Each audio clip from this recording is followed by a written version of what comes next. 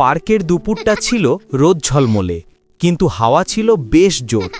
ছোট্ট এক মেয়ে হাসতে হাসতে তার কুকুর ছানাটির সঙ্গে বল খেলছিল। হঠাৎ এক প্রবল ঝোড়ো হাওয়া বইল। বলটা উড়ে গেল দূরে, আর কুকুর ছানাটি ছুটে গেল তার পেছনে। কয়েক মুহূর্তের মধ্যেই সে হারিয়ে গেল।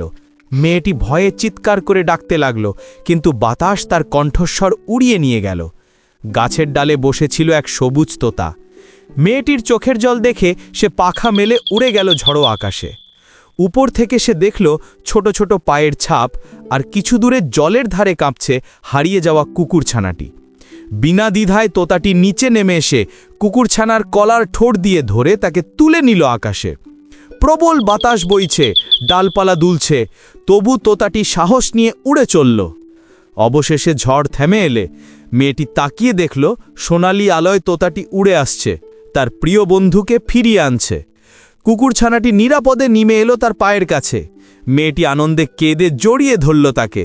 তোতাটি পাশে গিয়ে গর্ভভরে ডাক দিল। তারপর সূর্যাস্তের আলোয় মিলিয়ে গেল, কারণ কখনো কখনো ছোট্ট ডানাতেও থাকে সবচেয়ে বড় মমতা।